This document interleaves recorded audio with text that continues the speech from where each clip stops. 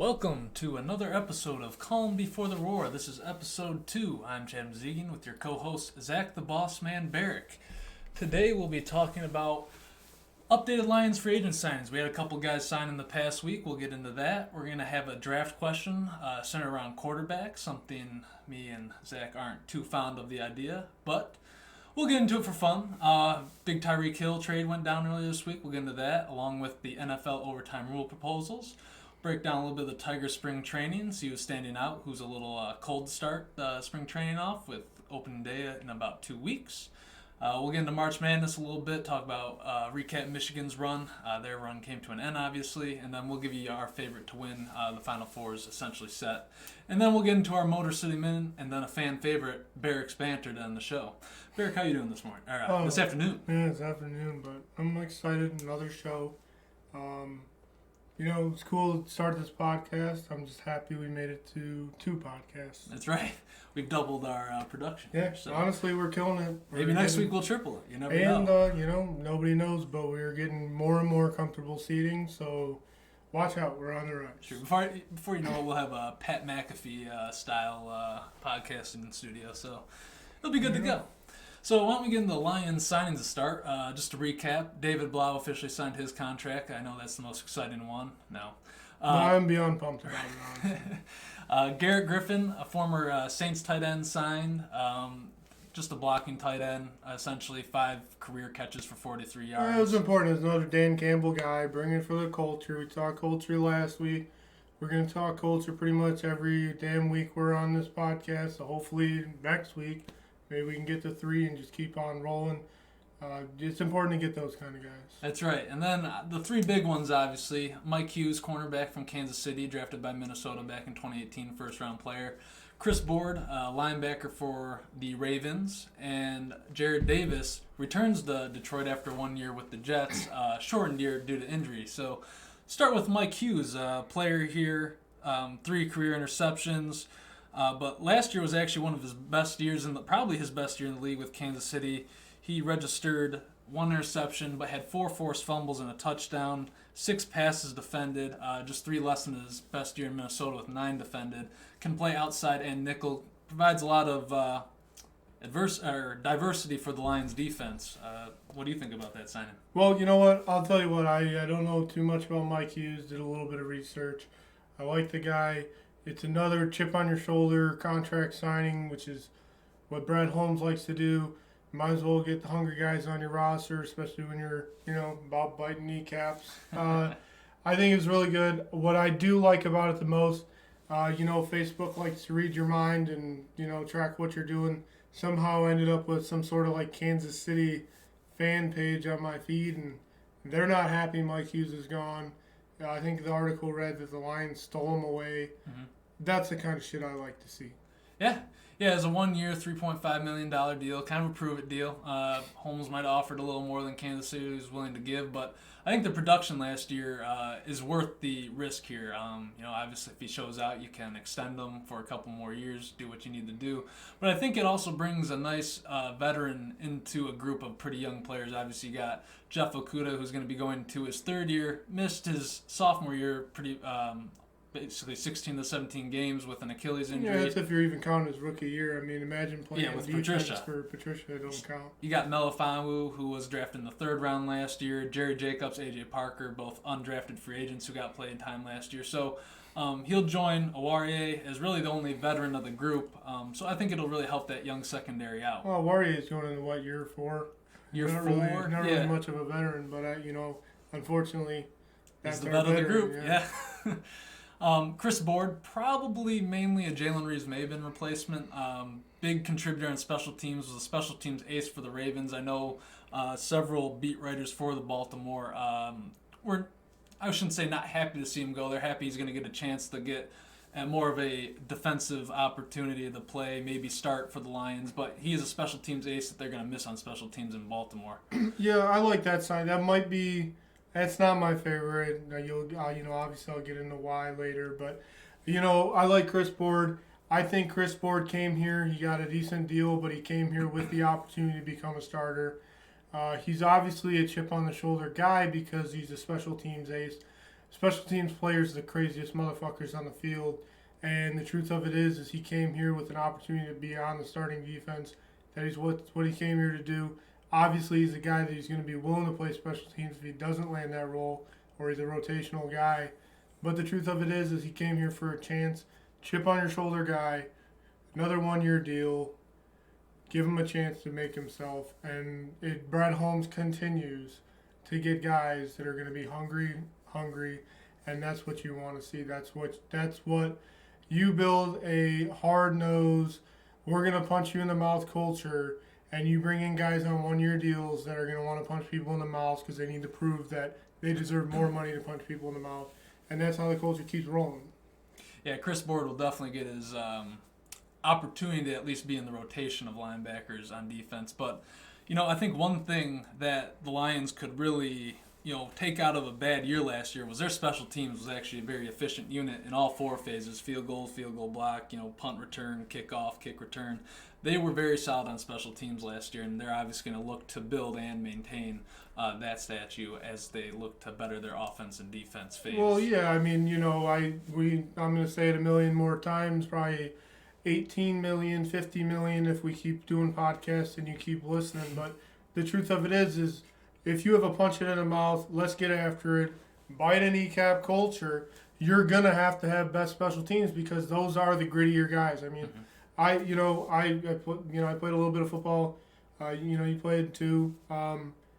Yeah, special teams is a different thing. I mean, you're running down the field very fast, trying to go knock a guy out, knock a guy just on his ass, and he's not even the guy with the ball. I mean, so, that's what you're doing on there. You're going to need guys. You're going to reward those guys. You're going to give them chances. That's going to be gritty. They're going to always have good special teams here in Detroit if they keep this culture the way it is. Right, and it's important. Special teams can determine a game, whether it's a field goal, a blocked field goal to prevent a team from taking the lead, blocked punt. You saw that in the NFC playoffs last year with the Packers and Niners. 49ers blocked a punt late in the game to beat Green Bay. Crazy.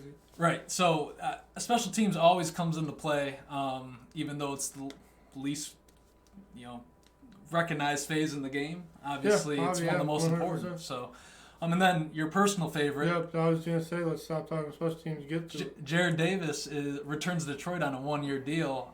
Dan Campbell noted last year when he got the job, liked Jared Davis a lot, called him a tough, gritty guy, plays downhill, loved that. Obviously, they didn't re-sign him last year. The Jets poached him. But free agent again. Ankle injury last year prevented him from, I think, playing 7 games with the Jets. Didn't really mesh in once he got back from injury. But you're excited he's back in Detroit. I'm excited. I've loved Jared Davis from the day that he became a Detroit Lion. I think that he is very misrepresented. I think he was expected to be a lot more than he ended up being.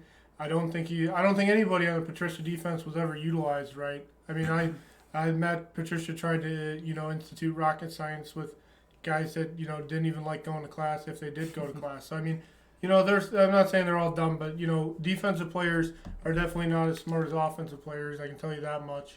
Ask any offensive lineman, defensive linemen are cavemen. So how are you gonna make them do all this special offensive stuff? Lineman themselves. You know what I'm saying? They're lucky they tied their shoes today. So that's a big deal. You're asking him to do an awful lot. Jared Davis has always struggled with reading the play, making the decision. But in situations where he was able to do this or that or just this, he was amazing. He was one of the best pass rushers from the linebacker position, even when he played for Matt Patricia, but that's because that was his job. Aaron Glenn, as I talked about before, needs a lifetime contract with the Lions, so he never leaves. But that's because he knows how to put people in the right position. You get somebody that's good at something, like Jared Davis, in today's NFL, even if he's not a 3-down guy, if he's only a 3rd-down guy, you're going to be able to put his size, his strength, his speed in the right spot to hit the right gap at the right time and make a play that's going to have us in the stands cheering. And that's what's important to me. He's another chip on his shoulder guy.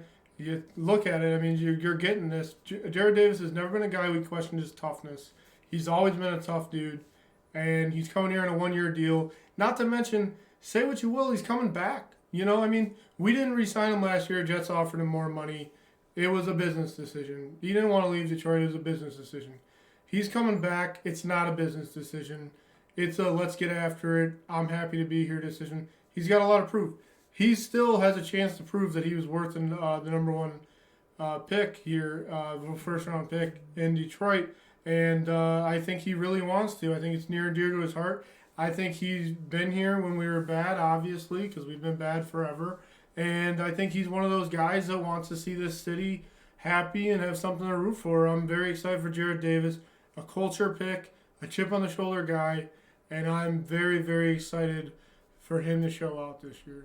Yeah, first round, 21st or 23rd overall in the 2017 draft. And it was a big deal. He fell to us. We didn't think he would. He had a solid rookie season. His best season was in 2018. He had 100 tackles, 6 sacks, just played well in a defense that wasn't great under Patricia. But he had a lot more hurries than sacks, you know what I mean? Right. Like he was in the face of the quarterbacks. He was doing the right stuff. But as you noted, he wanted to come back. He noted in his press conference the other day after he signed his contract that Detroit is home. He felt like this was the best place to come back. You know, one thing that we never questioned either was his leadership. Big locker room guy. He was a captain his whole tenure here under his rookie contract before he left for the Jets last year. And I think, you know, AG is going to get him in a role where he knows exactly what he needs to do. He's not going to put too much on his plate. And I wouldn't even be surprised if they convert Jared Davis from middle linebacker to an outside linebacker to get more pressure off the edge. With some of these, I mean, I still expect they'll take a middle linebacker earlier in the draft than later. You got Derek Barnes and Alex Anzalone that are going to be there that played middle last year. And Alex Anzalone was actually Jared Davis's teammate in college at Florida, so they're going to have chemistry there right off the rip. I'm sure they're happy to be playing again together. You know, and the other thing, too, is like, you know, he's talking about converting them positions. You know, we'll see what they draft. You know, we'll get into that and all that. And, you know, we'll get to that, but Jared Davis on the edge in a 9 technique, wide 5 stand-up. I mean, you're talking about a guy that's going to be able to really make the tackle, have to stretch out, really get deep into his pass set, and then, God forbid, he cuts up quick or they loop around. I mean, you're talking about Jared Davis being able to be, you know, like you said, an outside linebacker, more of a defensive end rushing role. Right. And the other thing is, you know, you bring up Derek Barnes. You talk about changing spots. Let me tell you something. Derek Barnes, Jared Davis, double A gap blitz sounds like a fucking nightmare to me. Both very athletic guys, very athletic, tough, very fast, guys, yeah. And strong dudes for linebackers. I love when linebackers blitz because they come right to you, but I don't want Jared Davis or Derek Barnes running to me. No. And I wouldn't be surprised if they had some packages there. And, you know, there's a lot of fast linebackers at the top of the draft this year, or, you know, top 5 linebackers available that the Lions are definitely going to be interested in to add to the position. And Julian Okwara. Yeah, Julian. The Okwara brothers in general will be back. Yeah, great so there's a lot of injuries on the defensive side of the ball. Not saying they would have been a much better unit than they were, but they definitely have much room for improvement just with a healthy roster before adding people in the draft. And a whole year of the defense. I mean, look at what they did after, you know, let's just spitball the week 5. I mean, they were a whole different defense, right. And they were playing with less and less guys that they played with in week 1, but they got better and better on defense. And I mean, They ended up playing as a, you know, I don't want to brag home about it, but a somewhat moderate, you can trust them here and there defense. Right, and I think, you know, outside of a couple of blowouts, Philly, Cincy, even the Denver game, but what really impressed me was, okay, week 1 you lose Romeo Okwara, you lose Jeffrey Okudah, so there's 2 starters down right off the rip. You got 40-something dropped on you by the Niners. Week 2 you have a decent first half against the Packers with some new starters, but ultimately you end up losing, I think it was 34-17. They dominated the first half, actually. Right. But what really impressed me was, okay, we've lost a couple starters now to injury. It's a new defensive system. And all of a sudden, week 3 against Baltimore, yeah, sure, Sammy Watkins dropped a couple deep balls. But at the end of the day, the Lions they gave Baltimore hell, and they were a 66-yard field goal from winning that game. I don't think too high of Lamar Jackson. I think he's overhyped. And, I mean, we don't need to talk too much about that. But, I mean, they did an amazing job of containing him.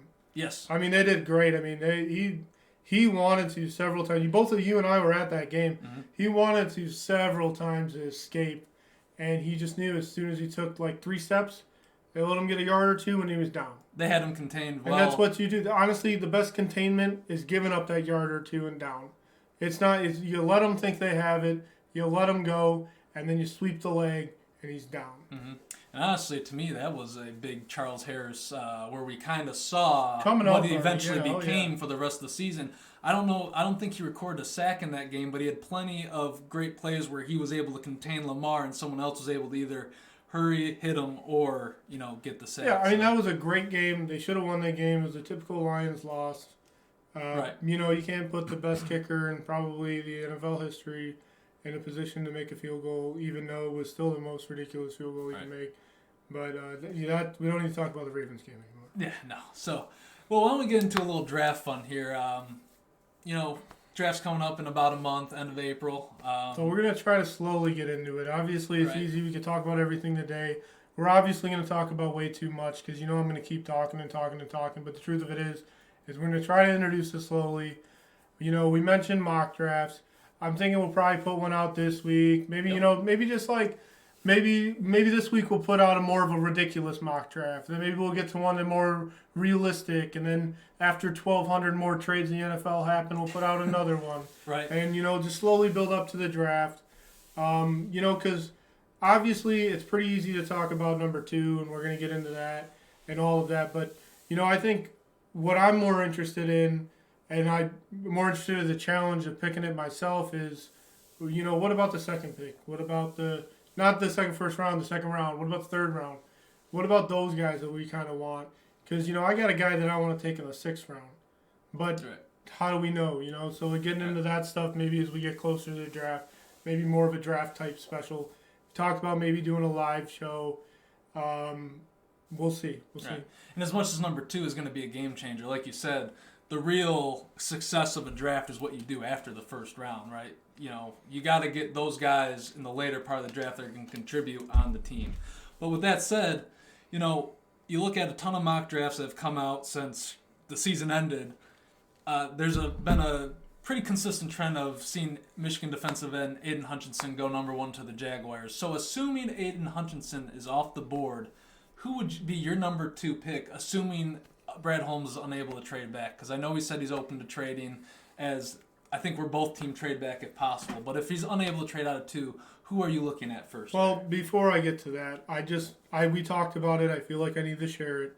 I'm hoping with everything I have in my heart, Aiden Hutchinson is gone at number 1. Mm-hmm. I don't think he's the number 1 overall talent in this draft. I think, wow, he looks great on paper. Oh, he's a hard worker. Oh, great kid, blah, blah, blah. Who cares? I don't think he's the number 1 guy. But I already know if we don't draft him at number 2, because Brad Holmes knows what talent looks like, so he won't take him, that the city of Detroit, all these Michigan fans that did a good job not calling him names this time, are not going to be happy when we don't draft him. So I hope he's gone, so we don't have to worry about it.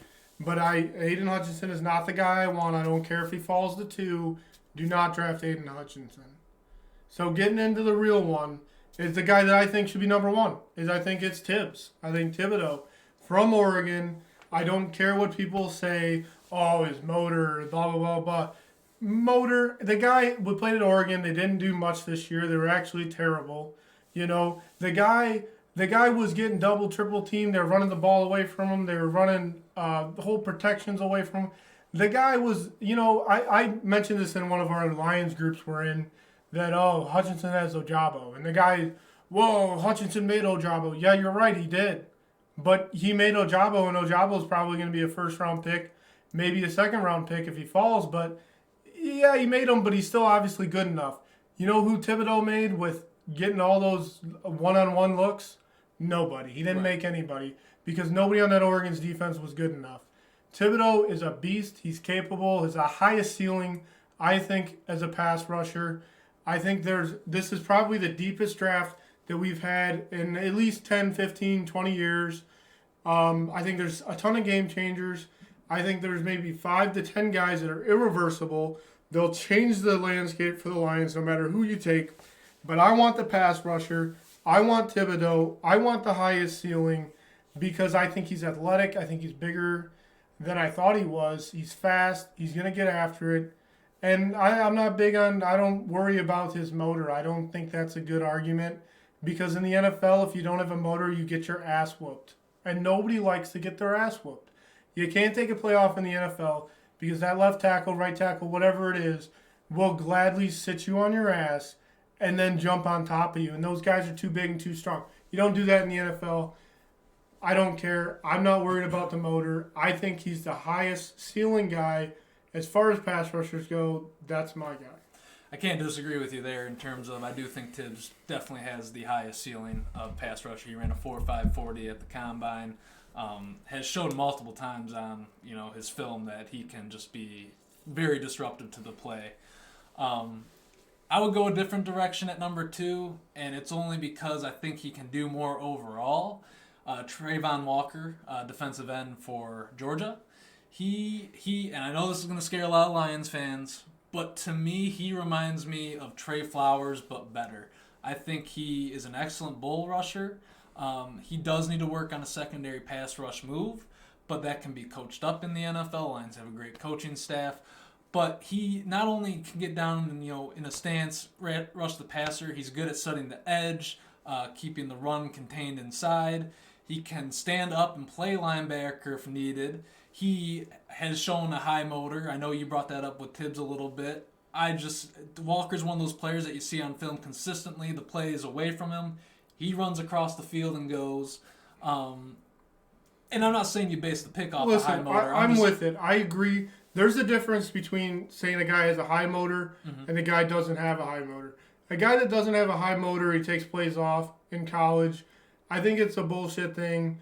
But that's a guy that in the NFL probably not going to do that. They're going to know. They're going to do their research. Oh, absolutely. They're going to find out what makes them tick.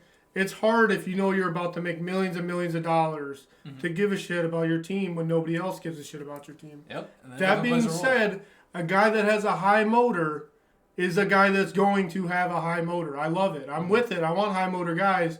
I'm just saying I don't agree that you don't take a chance on his ceiling because you think he might take plays off. He's lazy.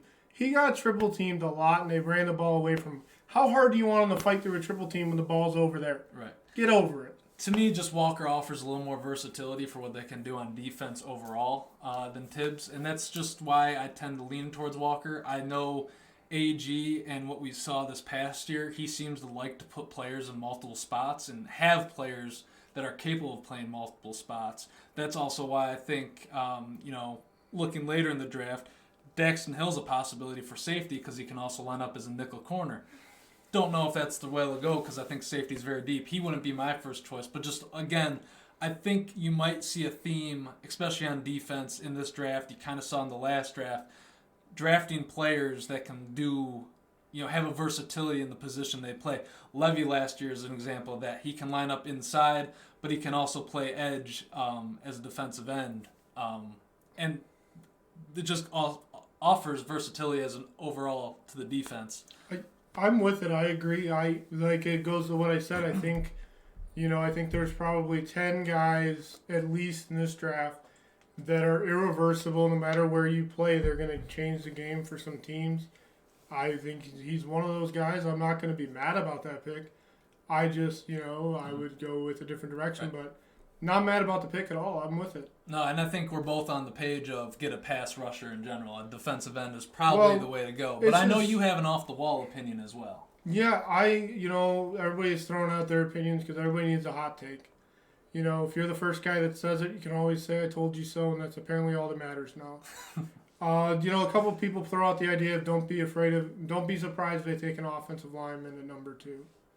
And I can promise you, all of the non-football understanding fans out there are going to be losing their minds. But I would not be mad. I would love it. Was it Iquanu? I don't know how to say it. Yeah, I think that's how you pronounce it. Iquanu. NC State is a guard, and he's a big, big, big mauler, and I love it. I think, you know what you don't need? You don't need a great running back. You don't need a great quarterback. You don't even need wide receivers that can catch that ball that well.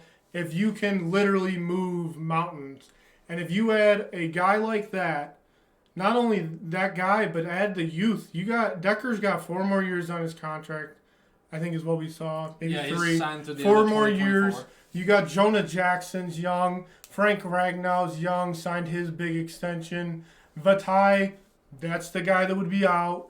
And then you got Penny Sewell, who is going to be an all-pro this year if things go right. You're looking at Penny Sewell and Frank Ragnow. We might have 2 all-pro offensive linemen on our – go get a rookie that's going to be on the rookie team. And you have Penny Sewell, Kwanu, Frank Ragnow, Jonah Jackson, Taylor Decker. That's the best offensive line in football, and it's not even close. I mean, you literally will have an amazing offensive line. Swift is going to get 3 yards downfield before he make his first move, and then he can get Swifty. I don't understand why you wouldn't want something like that. I do understand the defensive side of it, but like we talked about, there's a lot of different game changers in this draft. You have a lot of draft picks. Why not solidify something that can keep? Not only that, let's do the quarterback thing real quick. We're both kind of in the same opinion that Jared Goff's going to be our guy next year.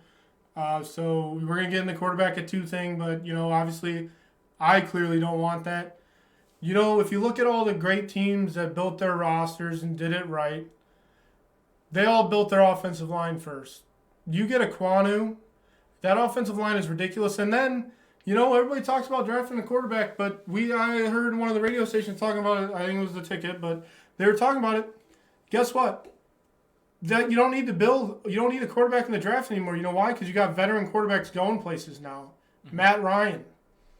Carson Wentz, I don't like that one, but imagine getting a Kwanu, Penny Sewell Kwanu, Ragnow, Jonah Jackson, Taylor Decker. Guess what? Matt Ryan is not running for his life. He's comfortable in the pocket. He knows what he's doing. He's throwing deep.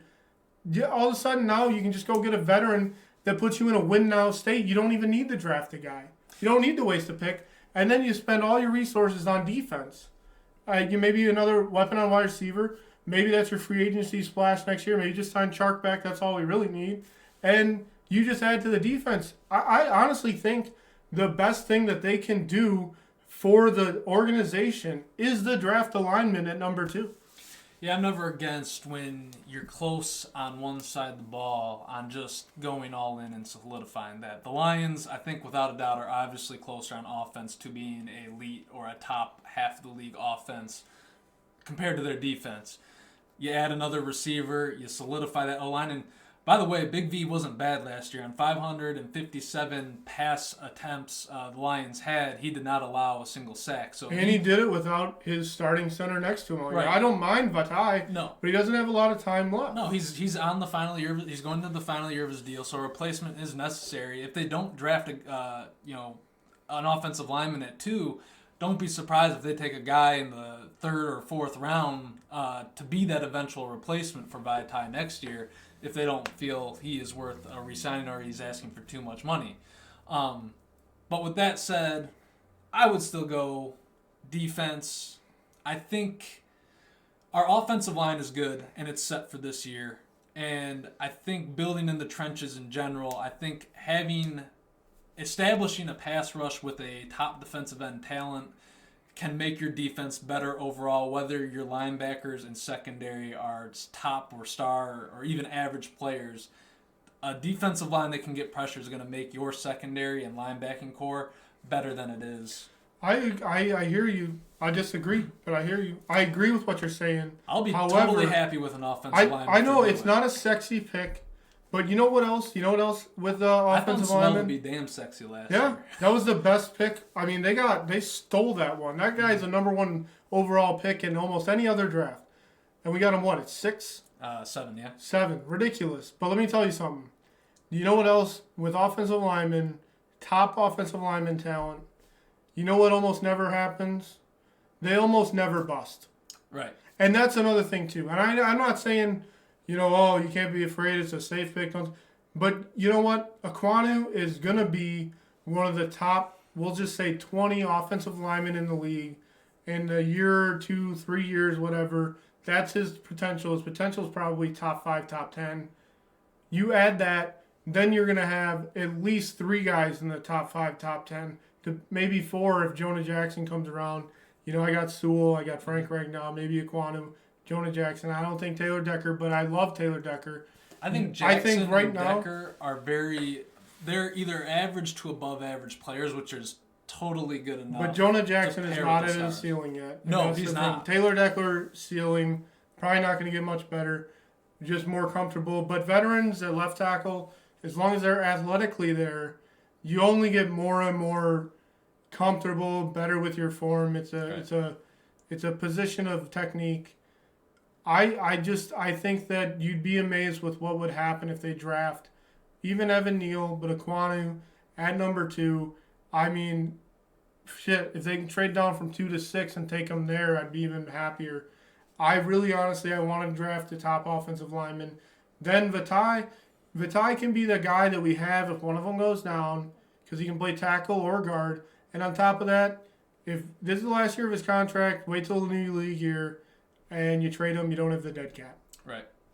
Yeah, I think it's definitely I don't think it's out of that realm. And, I think Dan Campbell, especially his philosophy of how much he wants to ground and pound it to establish the pass game, I don't think it's that out of reach when you think about it. A lot of other people will tell you otherwise, but that's because they don't want it. It's not a sexy pick. I think in Allen Park, an offensive lineman is actually a very serious option.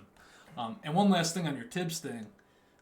I think they could talk to Penny Sewell because, Sewell, very fiery, very passionate. He'll tell you how much, he went against Tibbs every day in practice. Well, not only that, guess what? At Penny Sewell, can you reach out to, your brother?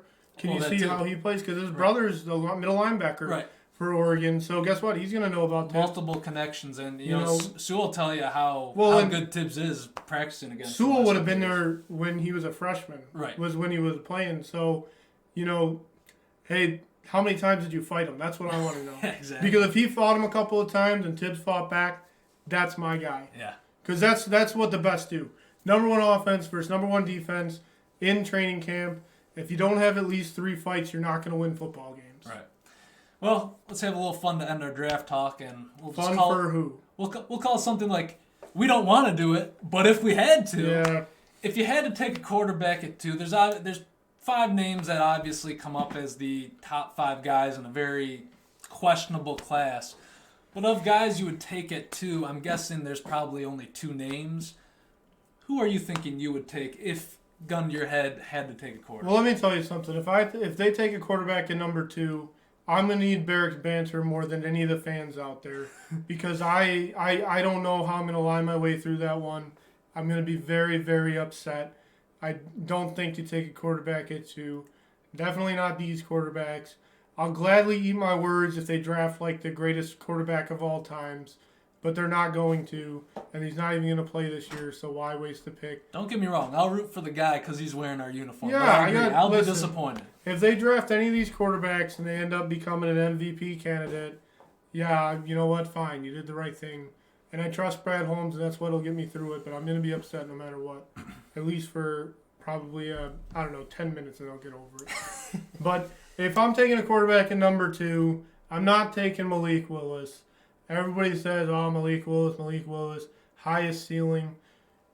You're discounting Kenny Pickett. Kenny Pickett is my highest ceiling guy. I don't give a shit about how small his hands are. He threw a football fine in college. What's the problem? I don't get the hands thing. We're just getting way too ridiculous with our requirements. I don't need the hands. I don't care. Reasonably athletic, too. Very athletic. And you know what? He did great things at Pitt. He had a great coach in Pat Narduzzi. I miss the guy at Michigan State every day. Great guy in Pat Narduzzi. Great guy. Kenny Pickett is, honestly, I think he's a sexier option. He's going to look better in our uniform. He's going to run around. He's going to throw the ball deep. He's going to take some chances. But I think he's got it. I think he's got that it factor. I don't know. I didn't watch a lot of Pitt games this year, just like nobody else. But the thing is in my opinion, I'm talking character here because if we're taking him at number 2, that's what I care about. And Kenny Pickett was a starting quarterback for Pat Narduzzi, turning that program around. And Pat Narduzzi is a demand things guy. I know you didn't expect this segment to be about Pat Narduzzi, but he's a tough guy. Well, and he was a 4-year starter. Gritty too, guy. So. He started 4 years, and I'm a big believer of that. I was one of the biggest Herbert fans coming out of the draft. The Chargers got a steal, and it look, I was right. I was right for once. So I like a quarterback that can run an offense for 4 years. I like the experience. I think it transfers over. Malik Willis played at Liberty. He didn't play the toughest competition. He didn't have a year that really let me up this year. I'm taking Kenny Pickett over Malik Willis. Yeah, Kenny Pickett's a guy who's coming off a season where he threw 42 touchdowns, only 7 picks, and threw for over 4,300 yards. I agree with you. And the one thing I don't get about the small hands argument, we're talking about a guy who they play at Heinz Field just like the Steelers do. They have shitty weather starting in October. Kenny Pickett looked fine. Like, if small hands were going to be an issue in gripping the football, I think in more places than not, you would have seen it in Pittsburgh. Quarterback starting in those elements. Absolutely. He didn't have an issue with that, and I don't think it should be that big of an issue. Well, he's going to play in a dome here, so who cares? Well, you know what? Take what you want with Jared Goff, because he was another guy who was judged with his hand size coming out of college. Oh, well, maybe it is a good argument. Okay, well, maybe then. But he still did go number 1 overall, and he did have a hell of a season in 2018. I'm not saying Jared Goff is the best quarterback. But he's the future of our franchise. That's true. He is right now. But kind of going back to your tips thing, I do think Pickett has a high ceiling, but I do think if we're talking home run hit, it's probably Malik Willis. Now, again, not a fan of the quarterback class in general, and if we're talking Malik Willis, we're probably talking the guy with also the lowest floor. But you're talking a guy who put together 2 almost 3,000-yard passing seasons, added a ton of rushing yards on top of that. His touchdown-interception ratio was pretty decent the last 2 years. 20 touchdowns to 6 interceptions last year. 27 touchdowns to 12 picks this year. So his picks did double. Don't like to see that. And the one thing that really concerned me was I think they played Mississippi State, the one Power 5 conference school they played. He threw 3 interceptions in that game and no touchdown passes. That's my thing with him. I could be wrong. I might be talking out of my ass. But what I noticed when I kind of paid attention to him was he had multiple multi-pick games. Mm-hmm. It wasn't just I threw a pick this game, a pick that game.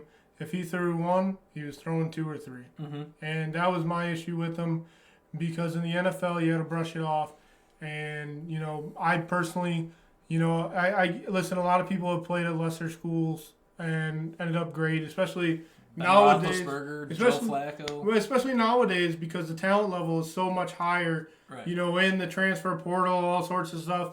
I think Malik Willis, my problem is he played lesser schools, and when it rained, it poured. And in the NFL, you got to be able to brush it off and move on.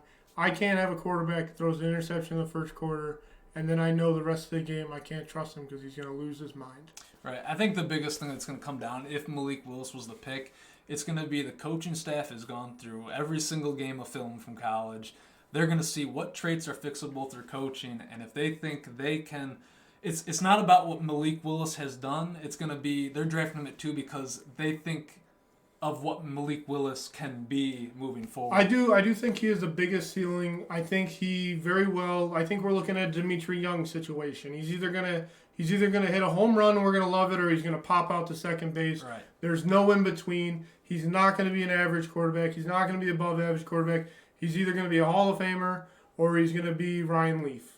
Right. And there's no way Malik Willis would start this season if he was drafted, and that's why I have a big problem taking him at 2, because if you're taking a quarterback at 2, to me he needs to be your starter at some point his rookie year, if not day 1. And I think that's where Kenny Pickett is probably your guaranteed day 1 starter wherever he ends up going. He's the most NFL ready in this class, and I think Desmond Ridder and possibly Matt Corral are the other 2 that have potential to be ready to start this year. Well, Malik Willis is definitely a project, much like Trey Lance was last year when San Francisco. I'll tell you what, if we're going to take Kenny Pickett, or if we're interested, we need to let everybody know, because the Panthers will not let that happen. They want him. Right. And then you can trade. Before we move on from the quarterbacks, I just want to say I would not take him at 2, but I wouldn't take anybody at 2. I think the most underrated in this quarterback class, and once again I was right with Justin Herbert, is Sam Howell. Everybody forgets about Sam Howell. Sam Howell did not have a good year this year. He didn't have a bad year. He didn't have a good year, but he lost all of his receivers, all of his talent around him. The guy was projected to be the number one pick going into this year, and then all of a sudden everybody forgot about him. He's now like the fifth-ranked quarterback. Sam Howell ran an offense for 4 years. He ran it very well. He played better teams than all those guys. He's a lot more mobile than I ever knew he was before I watched him. The guy doesn't look fast, but he's running all over you. He's got the toughness. He's got the arm talent. He's got the know-how. He's got the experience. Sam Howell actually might be my favorite quarterback in this class, probably behind Kenny Pickett, but I honestly wouldn't be surprised if Sam Howell is the most successful out of all of them. Yeah, Sam Howell reminds me a lot of a more mobile version of Stafford coming out of college. Again, I'm so not... a legend then, obviously. Right, obviously. Not big on quarterback at 2, and I'm much of the philosophy, and I know there's outliers like Russell Wilson, Kirk Cousins, Lamar Jackson, but to me, if you're not taking a quarterback with your first draft pick or in the top, 10 or whatever, if you're waiting to 32 or 34 and you're giving teams opportunity to get this guy, to me that means you're not sold on that guy as being your franchise guy. Because if you were sold on someone to be your franchise guy, you wouldn't give other teams the opportunity to take him once you have a pick available and he's on the board. That's my biggest problem with taking a quarterback later. That's not a developmental quarterback to be like your backup or something like that. Agree to disagree. I understand, but I think you're forgetting it's a business. If I know that I can get away, I think the perfect example is Amon-Ra St. Brown. They didn't take him in the third round, but that was a guy they had circled from the very beginning, but they knew he was going to be there. These guys do all their research. You'd be amazed. They're doing more research on what the other teams are going to do than what they're going to do. So, yeah, I agree. Don't take I get what it does. I get it implements on the franchise quarterback. But the truth is, even if it gets to that point, guess what? If they go, this is Sam Howell's ceiling, this is where we think we can go with him, I think he could be our guy. He could be the next quarterback in Detroit. He could be our franchise guy. But you know what? He's an A minus. I got a B in Jared Goff. I'm going to hold out because I don't need the reach to get an A minus. I still pass with a B. I can still make what I want happen. Holy shit, he's there at 34. I'm going to take this A minus because now's the chance. Now's the time. I think it would be more of a if they fall. I don't think they're waiting for him or hoping for him to fall. It's one of those things. It's kind of like that best player available scenario. But the quarterback position, I think there's certain guys. I think Riddler's one of them. I think if he falls to the second round late, maybe the third round, I doubt it. But that's obviously more of a developmental guy in my eyes. But I think he's a surprise. Those are guys if they fall, and you know what? You bring them in the training camp, they compete. You said Malik Willis wouldn't be the starter week 1. I almost agree, completely agree with you, except for you never know what happens when you get to training camp. Right. So I disagree with you. I just think that it's all about, picking what. I think there's a bunch of A+ picks available at number 2. And I think you're looking at, I don't think that highly a quarterback, but we don't know what they know. We don't do the research they do. They talk to those guys. It's a cultural thing too. There's plenty of guys. Ryan Leaf's a great example. He had all the talent in the world, and he threw it all away for other shit. Obviously, they didn't do the research, but and the truth of it is if they have the right guy, but he's a A minus, or maybe we're looking at a C+, but you can get that grade up to an A+. But I can get a guaranteed A+ right now. If he's there at 32, 34, then I'll take him. Right. I think I don't know. My disagreement is with the quarterback position itself. I agree with you on almost any other, I think the quarterback position, I disagree. Every other position, yeah, I think you can hold out because I think there's more available. It's just not, you have 32 teams, and there's always at least 5 teams that need a quarterback. So that's why I think if you have a guy targeted, I think you take him. But, Yeah, well, I agree. We'll debate more as we get closer to the draft, obviously. I think we should get into some NFL general talk now. Another big trade went down this week. Tyreek Hill. It's getting ridiculous, isn't it? Yeah, Tyreek Hill was traded to the Dolphins. in exchange for a 2022 first-round pick, number 29 overall, a 2022 second-round pick, number 50 overall, a fourth-round pick, and then a fourth-round pick and sixth-round pick next year. And then Dolphins signed Tyreek Hill to the biggest contract for a receiver in NFL history, topping Davante Adams from the week before. Hill makes about $30 million on average when you look at the numbers. Obviously, bonuses and things like that will offset what he's making on the contract sheet. But your thoughts on that really quick? I think it makes us look silly if you listen to the podcast last week, so that's upsetting. We talked about when what's his name? I'm drawing a blank. Davante Adams was traded. You said that wide receivers are. I guess it just makes me look silly, so I like it not at all. But like you talked, Davante Adams is a wide receiver. Wide receivers are basically replaceable, and there's a lot of them. Yeah, I went on a rant. The talent gap's not as big. Yeah, I went on a rant about how there's some guys that are irreplaceable. You can't ever move them. They're staples of your franchise. And my number one example was Tyreek Hill. He got traded 2 days later. And I actually agreed with you on Tyreek Hill because his speed is unlike. But 2 days later, he's a Miami Dolphin. Now, let me tell you something. A lot of draft picks are gone. They still have draft picks, though, especially if they can work a trade down. You get a couple more for the future. But the Miami Dolphins now have Jalen Waddle and Tyreek Hill. Fastest receivers in football. As a corner, secondary, defense, shit as an offense, don't ever want to play the Miami Dolphins because Jalen Waddle and Tyreek Hill scare me. And, honestly, Devontae Parker is about to have a way better career starting now. I like him a lot. Devontae Parker never quite hit that ceiling that he has. But the truth of it is how do you not when you have Tyreek Hill and Jalen Waddle in there too? They're too fast. They're too unguardable. I mean, Jalen Waddle was a machine. And now you add Tyreek Hill's speed. And, let's be honest. You think Tyreek Hill's happy to get out of Kansas City and enjoy life in Miami? I would say so.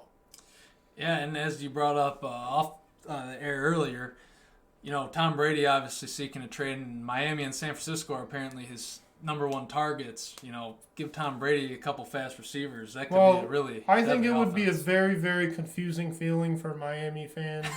I don't think there's too many of them right now. Probably a bunch more now, especially the bandwagon ones. But I think I guess my first thought when the trade went down were, man, if only they would have kept a really good head football coach that they had. Yeah, Flores. I would have loved to see what he could have did with them. But, yeah, Tom Brady in Miami is scary, especially since he can't make those deep throws anymore as much.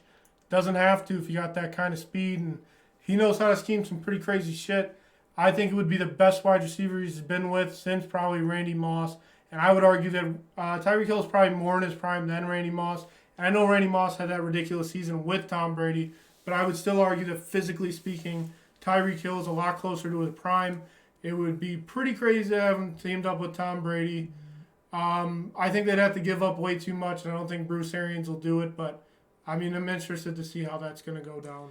Yeah, whether Brady's there or not, or if it's two, I do think one thing, the thing that came to me during this trade is you have Waddle and Tyreek both on the outside.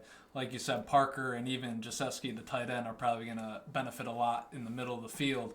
But the one thing I take away from it is teams are not going to be able to play safeties anywhere down near the box. I think, and with the additions to the offensive line, like Armstead from New Orleans, staple left tackle. They made a lot of additions that people don't really know. Right. I think you're going to see Miami's run game improve big time. They signed Chase Edmonds. They signed Raheem Mostert from the 49ers. He followed McDaniels over there.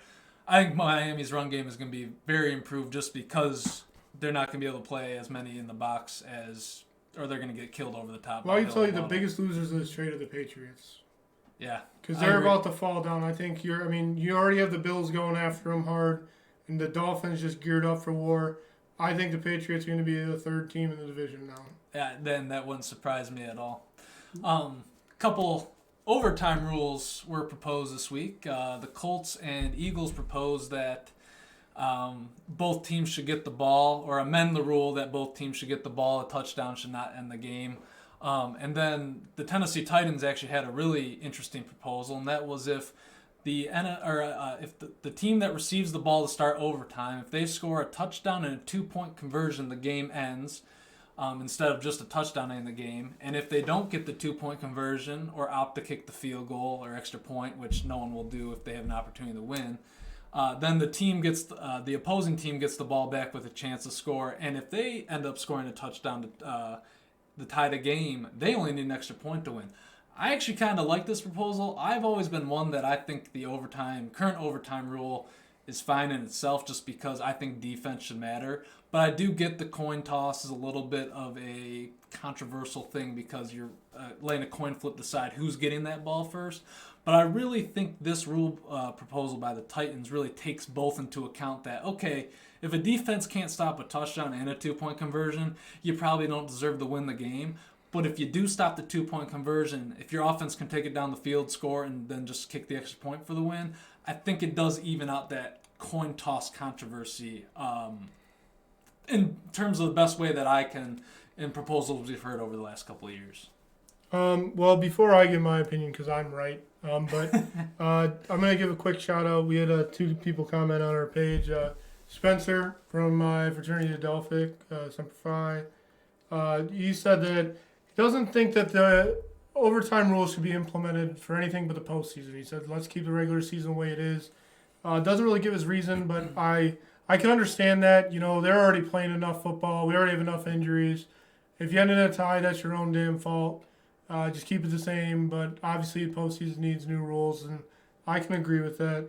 And then also, David, both teams deserve a shot with the ball. Too many teams' fates were decided by a coin toss. I mean, that's kind of how we all feel. Everybody can agree with that.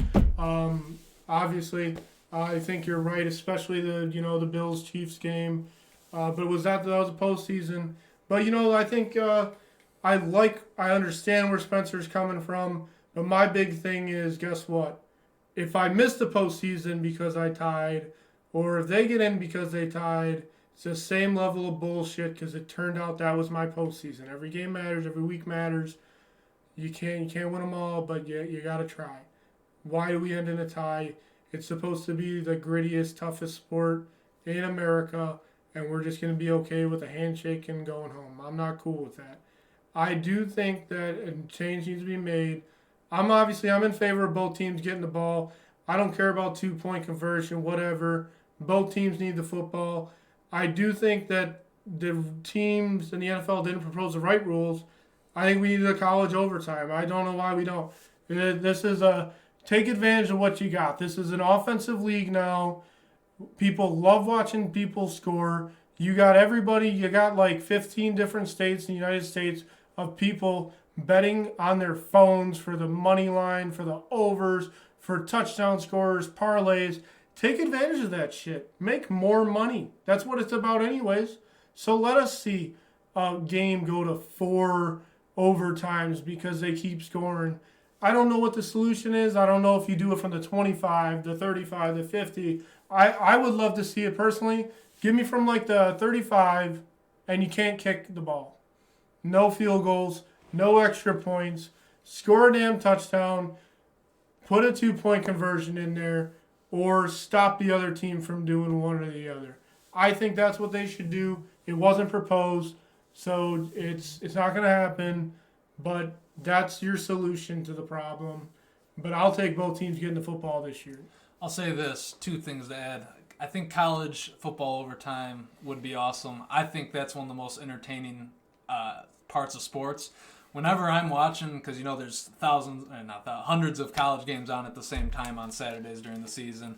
When I'm watching that ticker underneath on whatever, there are thousands. Channel, you discount Division II and Division III. I guess we could talk about that. I'm talking about the ones that are on TV. Oh, okay. If I see only the big time. If I see a game going to overtime, I am switching that channel if I have that channel because I just love overtime. I don't care if it's Liberty versus Eastern.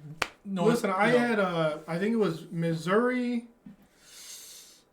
Was it Missouri and Bama? I don't know. I don't remember who was even. I think it was Missouri and Florida. Both teams were dog shit. Mm-hmm. I bet on. I don't remember which team. I think it was Florida because I'm sure I lost, obviously. But it went into overtime, and I'm sitting there. I got the Florida money line, and I'm just watching it back and forth. They scored off of ridiculous shit. It went to like double overtime. Obviously, I lost, but it was super entertaining, super fun. take advantage of what's going on. And even before you could bet, I thought college overtime was fun. I just think it's a very dramatic part of the game. Well, imagine being on the red zone watching that. Right, exactly. You know, I mean, like, why aren't we doing this? Right. No, I think I would be on board with something like And I don't want to that see the kicker kick. I don't even want kicking in football. Who cares? I will say this. I do think if both teams are going to get the ball, I know you mentioned it with the injury thing, but I think they have to go back to a 15-minute overtime instead of 10 because I think you've seen in a couple overtimes already in the last couple seasons, the first team chews the clock out and they score with only between 3 and 2 minutes left, whether it's a field goal or a touchdown. The other team's got to go right into 2-minute drill, and I get that's a situation in the game. I get defense, should have got to stop sooner. But I think you got to go back and play a full quarter's worth if you're keeping ties in the game, and if both teams are going to get the ball. So, but I think that should conclude our NFL talk for this week. Which we barely talked about. I think it was. I know it's a short segment. Time, huh? Let's get a quick Tigers talk, just because spring training's heating up and opening day is April 8th, so that'll be coming up in about just under 2 weeks. Oh yeah. Who has stood out to you so far in spring training? You know what? I'll say stood out. Stood out's easy. It's Akil Baddoo. I mean, he's actually, I mentioned his name as a guy I was excited about. We looked at the stats.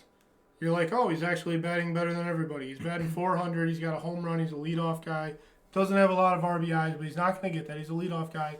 I know I haven't watched the spring training games, just seeing some stats. I know he's killing it in the field. The guy's fast. He's fun. He's batting 400. Roll that over. Even if if he's batting 300, I'm going to be ridiculously happy because he's going to take walks. He's going to get on base, and he's going to take bases. And even if he doesn't steal the bases, you're going to have a hard time throwing him out from anywhere. I love Akil Baddoo. I'm very excited to see him continue to grow. And man, oh man, do I hope he keeps up this pace. Yeah, I think mine is Javier Baez, the new addition at shortstop acquired from longtime Cub, met last year. He's batting .313. He's hit, I think, 4 doubles this offseason. He leads the team in spring training with 5 RBIs. He's ripping the ball off the bat, which is always a good sign.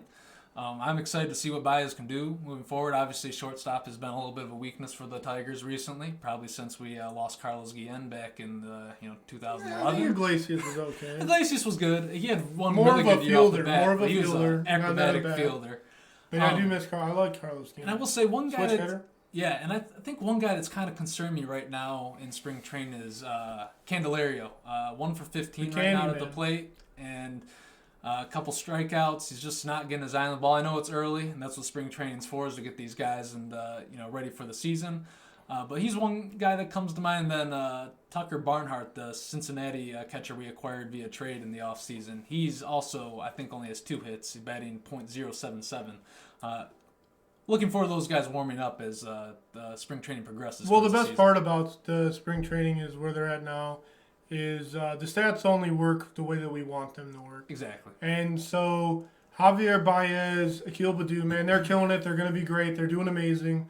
They've only had like 16 at-bats. Right. But they're doing amazing. So obviously it's great. Great sample. Those guys, they got 1 hit, 2 hits, but they only had 16 at-bats.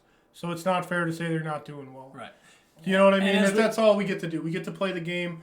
I'm not too worried. I don't think spring training matters. I mean, it matters, but just to get the body moving, get the motions back.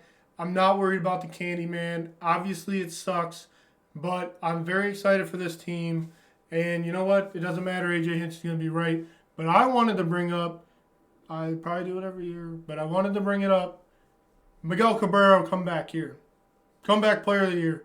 Whatever you want to say. Miguel Cabrera is healthy. He's finally accepted his role as the DH. I think you're going to be amazed how much power he still has left in the tank. It's not going to be easy to hit home runs at Tiger Stadium, but I know he's going to be hitting in the gap a lot more. I'm very excited for Miguel Cabrera. The one thing I've always noticed about Miguel Cabrera, and I'm sure you have too, is when he's having fun, he's the best baseball player in baseball. It's always been that way. Miguel Cabrera is a young kid at heart. And when he wasn't having fun, he was not playing well. I think he's got a young roster, a talented crew. He wants to help these guys out. He's very excited about Torkelson. That's why he's okay being a DH, because of Torkelson. I mean, I think you got Cabrera finally accepting his exact role as the DH, the leader, truthfully the hero for a lot of these guys. And I think you're going to see Miguel Cabrera bat over 300 this year. And I think you're all going to be surprised. I think he hits over 20 home runs. I think Miguel Cabrera is honestly going to have a year where you're like, oh, I guess we can keep him around. And he's going to be one of the veterans that's still on the team next year when they make another splash to go after. Bold prediction for the fan favorite. I love Miggy. Obviously hope you're right on that. I never want to see him outside of a Tigers uniform ever again. I don't think hope he will. I think he retires a Tiger. But man, oh man, I hope he makes it easy for us. I'm hoping I'm right about this. If I can only be right about 3 things a year, I'll just take this one. Maybe the Pistons make the playoffs next year and, just the Lions Super Bowl. But that's it. Right. I think next week when we talk, we'll actually have a better idea of who the opening day roster is going to be. They keep cutting players or sending players down to AAA, AA as the spring training's gone on. One thing we do know is Eduardo Rodriguez, the left-handed starting pitcher addition from the Boston Red Sox, will be the opening day starter that's been presented. But we'll get more into the lineup next week. Let's do a quick March Madness recap. Michigan obviously advanced to the Sweet 16, played Villanova, ended up losing, I believe it was 63 or 62 to 55. They played actually a lot better defensively than I thought they would. They played good enough defense too. That's it. That's all you can say. Right. They could not make a layup in the second half, especially. They got the ball down low to Dickinson and Diabate, but Villanova's defense and a mix of bad shots. And Villanova did an amazing job of keeping them. They did the smart thing. They didn't let Dickinson get the ball. They stopped him from getting the ball. They played the defense before he got the ball. And then they just held on to dear life if he did get the ball. He still made some mistakes. He didn't make all the shots. But, they did an amazing job cutting off the lane, controlling the passes inside. We said they needed to get the ball to him. He had 12 points. That's not enough. And we said that he needed to kick it out. They needed to make their shots, and they didn't. I thought Villanova would make more free throws than they did, but I'm still kind of right because I said that Villanova would win at the free throw line. And they did because Michigan missed their free throw. Michigan was terrible from the free throw line. It was no surprise they lost that game just looking at the box score on that part. Yeah, who would be surprised that the team that has a coach that's punching other coaches wouldn't be disciplined enough to make their free throws? Honestly, I'm stumped. I think Villanova knew, obviously, Hunter Dickinson was going to be the reason they either won or lost that game. They were able to shut him down, like you said, so... But we basically have our before we can move on, I will say, obviously, I hate the Wolverines with a passion, but I will say they did well. They had a great season. This is better than they were supposed to do. They weren't even supposed to be in the tournament. They were an NIT team. They squeezed in. They performed. Oh, they made it farther than the Spartans. But, yeah, they didn't play Duke, okay? Right. So that's fine. But placement matters. Yeah, it does. And also, they were expected not to be in the tournament, so you should be proud of yourselves. It was a good year. Hopefully, Juwan Howard can coach all season next year. Yeah, I mean, they collectively probably played 3 of their best games all season in the tournament, which was good to see. Obviously, ran into a better team in Villanova. So, basketball can wait till next year now for college hoops. But Final Four is basically set. We got Villanova, Duke, Kansas. And currently, the North Carolina St. Peter's game is going on. North Carolina, last I checked, was up 38-19. So, oh shit! For recording during the game's sake, let's just say UNC at halftime. Yeah, UNC is probably going to be your final or team. It's going to be a great comeback. Could be, but we'll roll as UNC is going to be there for podcasting's sake. But if you want the money line right now, it'd be 35. Go for 100 for St. Peter's. I'm good. I don't need to do it. Who out of those 4 teams would be your pick to probably Well, you know what? I was going to say Duke. Duke. And you kind of noticed that last week. And that's because I was right. Am I going to get the credit? No. But I was right. Michigan State elevated those guys, man. They played better. They played more efficient. They played grittier. That Spartans game woke them up and turned them into the team that they need to be to win this tournament. However, I thought Miami was a great basketball team, and Kansas destroyed them today. I don't know enough about Kansas, but if I was a Duke fan, which I will never be, nothing I want more than Coach K to go home. I would be terrified of Kansas because I don't even know how they beat Miami by 20. Miami destroyed. Who was it? They played. I know they dominated Iowa State. Yeah, they dominated them. And even when they were kind of close in the score, there was no chance. Right. Miami dominated them. I thought Miami was going to be that school. I almost put it down on them, but Kansas beat them by like 20 today, and I don't know how. So I'm scared of Kansas. I guess I kind of am a betting man, not a winning one, but if I was a winning betting man, I'm putting my money on Kansas because that shit's scary. But don't count out Duke. Don't count out the referees letting Coach K get everything he possibly needs, and don't count out Banchero. It's very, very likely going to be Duke at the end. I'm thinking Duke as well. I think I saw a stat the other day that said something like Duke's only made like 2 Final Fours since 2005 or something like that, but both times they've made it, they've won it. I think Duke's the most talented team remaining. If I had to pick another one, I'd probably go with Villanova just because they've been there a lot recently. But I think Duke's the most talented team left. I do think the Coach K thing is going to play a role in it. It would be kind of stunning to see a UNC Duke. It will be a Duke UNC Final Four. I just looked because I was about to say that too. But you know what I will say though? It'll be a hell of a game. If you do want to throw something down, there's only 2 scenarios that are going to happen, and that's either UNC is going to upset Duke and we're all going to be happy. But what's really going to happen is Coach K is going to get his revenge game for him ruining the last game in Duke. And I think that's what you're going to see. And they're going to win by 15, 20 points. They're going to destroy North Carolina. It's going to be embarrassing. The Tar Heels are not even going to be able to go home. They're going to have to go out of town first. Yeah, I think Duke's can get revenge for that. And that's where I'll leave it. I think Duke's probably the favorite. You like Kansas, but I don't even know why. I'm scared. They beat Miami by 20. That shit's scary to me. Yeah. All right, want to get into our Motor City Minute? Yeah, segment? you go first today. All right, well, I think I'll get into why, we talked about quarterbacks earlier, but my Motor City Minute's going to be Jared Goff is without a doubt your starter for the 2022 season, and there will be no quarterback competition or controversy. Jared Goff killed it at the end of last season. In his last 5 games, he threw 9 touchdowns, only 2 interceptions, had a quarterback rating of like 107 or something like that. Once Dan Campbell had Anthony Lynn stop running the offense, Dan Campbell and Ben Johnson, the new offensive coordinator, was tight ends coach last year, were able to put together an offense that really worked to Goff's strengths. They ran the ball efficiently. The passing game was much more calculated for what Goff likes to do. And if Goff can play at a tick like that and have turn that 5 game, take that momentum and into next season and do that for 14 of the 17 games where, he's got his 2.5 touchdown to 1 interception ratio.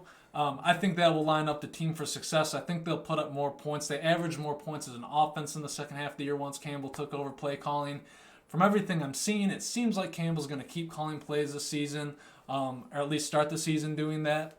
I think Jared Goff is going to have a really good season this year. I don't know if it keeps him as starter for years to come, but I think they're adding weapons around him. They're going to give him a true tryout, and if he can ball out like he did in the last 5 games of the 2021 season, Jared Goff, no question, your quarterback for 2022, and I think it'll be a 7 or 8 win team 2022. So. Well, I think you're wrong.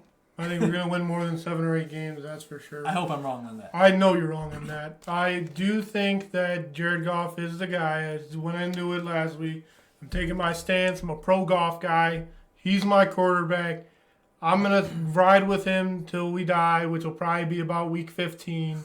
Hopefully not, but probably. Jared Goff's our guy. You read the stats out. That's what I talked about last week. The guy got confidence. The guy rolled. The guy started playing better. He wasn't afraid to fail. Goff's not going to be afraid to fail coming into this year. He's going to have more pieces, more weapons. DJ Chark, remember that guy? I talked about him once or twice last week. And Jared Goff's the guy. He's got the weapons. They're going to add more. You're going to see, even if it's not the wide receiver in the first or second round, you're going to see them draft a rookie that is going to get some playing time and is going to be a difference maker because of all the guys around him. Hopefully they listen to me, and you that don't agree with me, are upset because they drafted an offensive lineman at 2 or maybe 5 or 6 when they trade down. When Goff has all day to throw. And God, you don't even touch the guy. I love it. I would love it. Plus, you need 1,000,000 seconds for Goff to scan the whole field. I love it. Goff's our guy. We don't even have to talk about it. Start drinking the Kool-Aid. Ride the wave. Goff till we die. Here we go. And speaking of Kool-Aid, it sounds like you have some red and white in the winged wheel fashion. Kool-Aid. Yeah, I talked about it last week. Cade Cunningham, Rookie of the Year. So I said, fuck it. You know what? Let's talk about Montez Ceter because he's the Rookie of the Year, which is the Calder Cup. Favorite to win the Calder. That's the guy. I went to the Wings game yesterday. First one at LCA. Don't judge me. I didn't go to enough. I'm going to go to more now. It was awesome. So he's number 1 among rookies in assists. And by 6. I mean, we're not talking a small amount. 37 assists on the year. Yep, 37. Next guy's got 31. Raymond's not far at 28, but that's a different conversation. He's 4th in points at, 42? 42. Top leader's 50, but guess what? He's the only defenseman on that list. And that's where we're at. You're talking about a defenseman that's making offensive moves. And I'll tell you what, he's a great defenseman. I watched him yesterday. I watched him live. I focused on him. Every time he was on the ice, my eyes went there. I didn't care about much else. He's always in the right position. Yeah, he makes a couple mistakes here and there, but nothing crazy, nothing bad, and definitely more mistakes by rookies are expected than the mistakes he's making. And he's recovering for a lot of guys' mistakes. I love the Red Wings. I love the direction they're going. I'm more excited about them now that I watched them live than I was beforehand. They make a lot of mistakes, though, and a lot of them are actually recovered by Montez Ceter, and he doesn't get the credit. I saw them throw like 10 passes in the defensive zone in front of our own net, like a bunch of morons, like stuff you don't do in Little League hockey. And Montez Ceter was luckily the recipient. He made the move. He got it away. He made it look better. And, I just couldn't get over it. I was sucking him off all day yesterday because I couldn't get over the fact that every time he touches the puck, he just looks like he's got 15 years in the league. He just looks like he doesn't even know that he has it. He doesn't give a shit about nothing. His only goal is doing what he's got to do. He's just so comfortable, so calm, so cool, collect.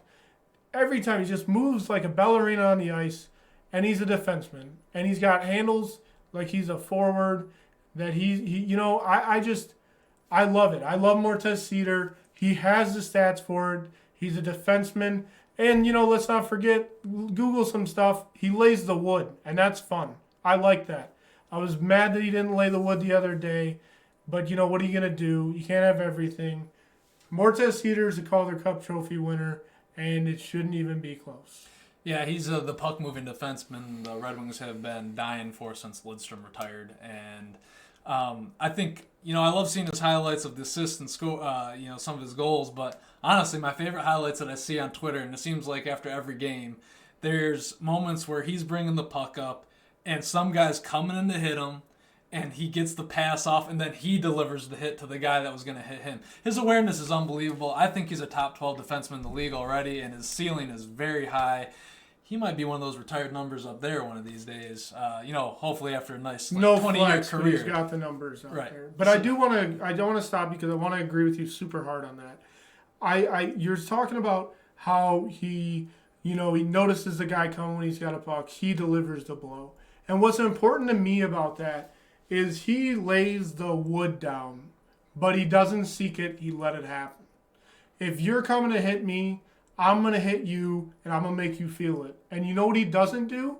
He never sacrifices his position to lay the wood down. You got a rookie that knows that he can deliver a blow, and he doesn't ruin his position because he gets that emotional side to him. It goes back to what I said, calm, cool, collect. The guy's a veteran with his first year in the NHL.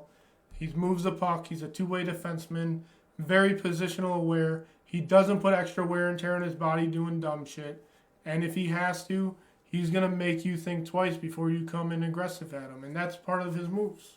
his vision and awareness at this young age are incredible, and I think I think he's going to be a staple of Detroit sports, not just Red Wings hockey, but a staple of Detroit sports in general moving forward. Well, we always end the show on Barrick's Banter. What do you got for us this week? You know what? Honestly, I don't have all that much. So I was thinking, what am I going to do? What am I going to do? Because I really, I didn't think about it beforehand because I don't think it's true banter if I plan it out. I need to come to whatever comes to me. I'm trying to get you to drink the Kool-Aid. I have to find the Kool-Aid in me. So I found my Bite a Kneecap t-shirt because this is where we're going today. Today is all about Dan Campbell. Last week it was probably MCDC, just DC Chark, but this day belongs to Campbell. Dan Campbell's the guy. You're foolish if you don't see it. I don't give a shit about the record last year. I've never heard them say culture so much in Detroit unless they were saying it's dog shit or it doesn't exist. They changed the culture in one season. That's incredible. That's difficult to do. Dan Campbell did that, and he really did it on his opening press conference. That's how long it took. The guy is a passionate guy. He's a guy that'll honestly bite your kneecap, no hesitation. And, he's probably biting a lot more on the way up. And the truth of it is he's also the same guy that's going to hug you and cry at the end of the day. Those are the most dangerous people in this world, the people that can destroy you, kill you, murder you, but then also hug you and feel emotions and cry with you. The guy's dangerous. He's scary. He's Dan Campbell. He's the face of Detroit Lions. And he's bringing guys in with Brad Holmes on prove-it contracts, go get them deals. And the guy wants to see him get paid. He cares about his players. His players care about him.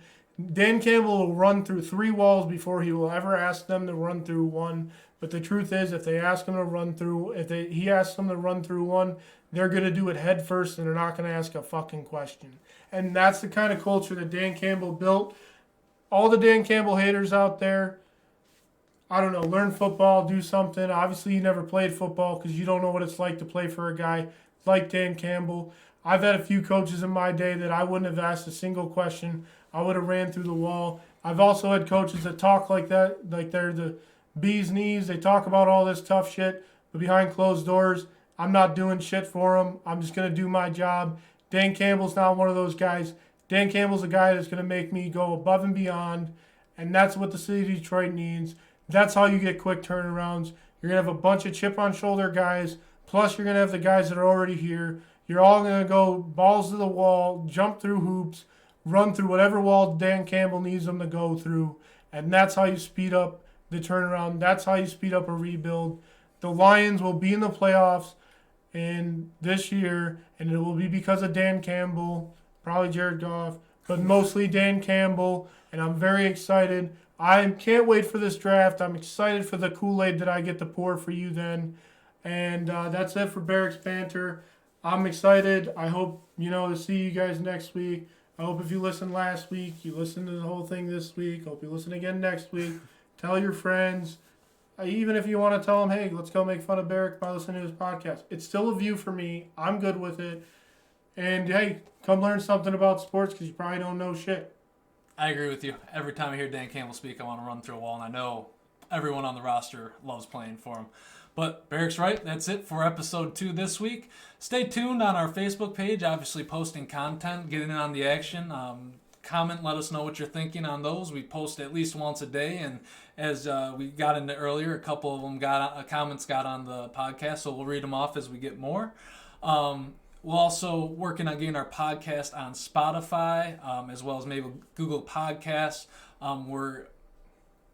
We applied for Apple. That should be coming in the next week or two. It doesn't really matter. They just got to give it the approval. Also on YouTube and the Podbean app. That's what we upload our podcast to. So search Podbean app in your store and then search us by name. You can find us there. But that's it for episode 2. We'll talk to you guys soon. Real quick before we end it, comment. You listen this whole time. If you learn something, you want us to talk about something, you want to disagree with something, throw a comment on something we post. We post a bunch of sports stuff all the time.